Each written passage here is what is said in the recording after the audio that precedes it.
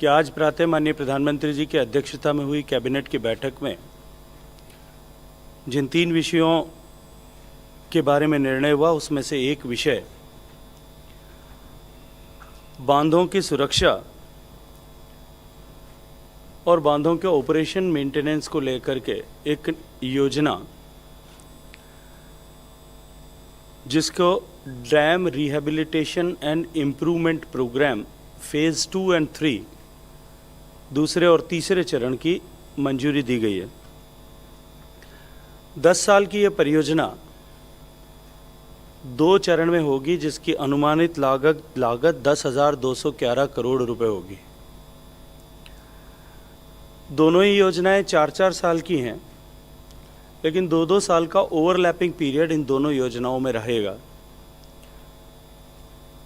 मित्रों, हम सब जानते हैं कि भारत दुनिया का तीसरा सबसे ज़्यादा बड़े बांधों वाला देश है।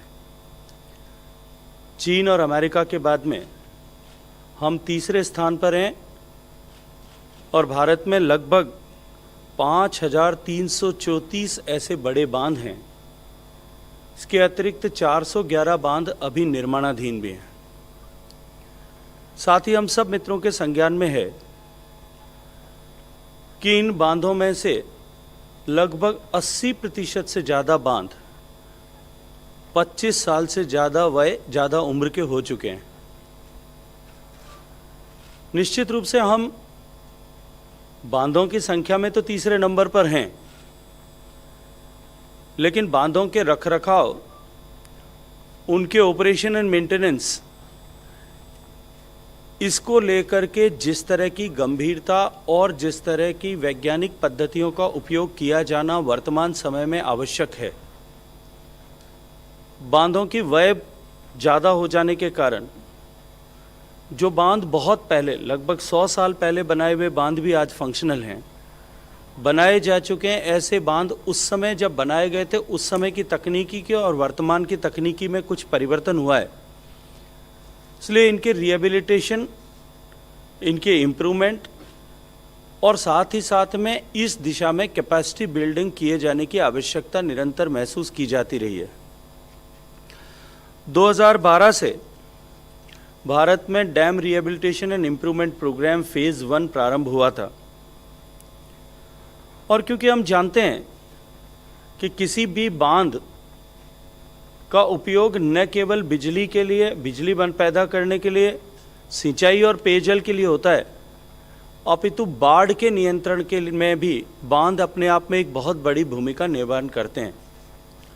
और बांध का दूसरी ओर बांध का फेल्योर जो बहुत रेयर घटना तो है, लेकिन ऐसा होना बहुत कैटास्ट्रोफिक इम्पैक्ट करता है, बहुत दूरगामी परिणाम होते हैं। न केवल जान माल की क्षति होती है, अपितु उसके कारण से बहुत बड़े इकोलॉजिकल क्षति भी देखने को आती है। ड्रिप 1 प्रोग्राम 2012 से 2020 तक के लिए था। उसमें 7 राज्य में स्थित 223 बांधों को ऐसा सम्मिलित किया गया था और मुझे अत्यंत प्रसन्नता है कि हमने पिछले 6 साल में इसको तेज गति प्रदान की। आरंभ में ये कार्यक्रम बिल्कुल ठहरा हुआ सा था, लेकिन माननीय प्रधानमंत्री जी के नेतृत्व में पिछले 6 साल में इसमें तेजी के साथ में प्रगति हुई है और हमने 207 बांधों के पुनर्वास का काम पूरा कर लिया है। ड्रिप प्रोग्राम के तहत बांधों के रिहेबिलिटेशन, इन्फोर्समेंट के साथ साथ में कैपेसिटी बिल्डिंग पर भी बहुत, जैसा मैंने कहा, काम किया जाता है। हमने कैपेसिटी बिल्डिंग के लिए ऐसे लगभग 184 ट्रेनिंग प्रोग्राम्स चलाए थे, जिसमें देश भर के बांध की सुरक्षा और बांध के परिचालन से जुड़े हुए 5,468 अधिकारियों ने ट्रेनिंग प्राप्त की है। केंद्रीय अनुदान के माध्यम से इसी प्रोग्राम के तहत 8 शैक्षणिक संस्थान जो हैं वो प्रारंभ किए गए या IITs के साथ में जोड़ करके ऐसे शैक्षणिक संस्थान क्रिएट किए गए। इसी तरह से इसी क्रम में बांधों के रखरखाव और उनके परिचालन संबंधी दिशा निर्देश भी पब्लिश किए गए। इस क्रम में एक अत्यंत महत्वपूर्ण एक ऐसे पोर्टल का निर्माण किया गया जिसे धर्मा ऐसा नाम दिया गया। डैम धर्मा इस पोर्टल में देश के सारे बांधों को रजिस्टर किया गया। जो सूचनाएं राज्य सरकारों ने दी उसके हिसाब से उन सब को अंकित किया गया। उनसे जुड़ी हुई सारी जानकारियों को संकलित किया गया और जानकारियों के संकलन के साथ साथ में धर्मा पोर्टल पर हमने 1500 से ज़्यादा ऐसे बांध, जिन बांधों से जुड़ी हुई सारी तकनीकी जानकारियां और उनके ऑपरेशन एंड मेंटेनेंस से रिलेटेड सारे तकनीकी जानकारियों को भी संकलित किया है। ड्रिप 1 फेज की सफलता के बाद यह आवश्यकता महसूस की गई कि इस योजना का व्याप बढ़ा करके इसको राष्ट्रव्यापी योजना के रूप में लागू किया जाना चाहिए।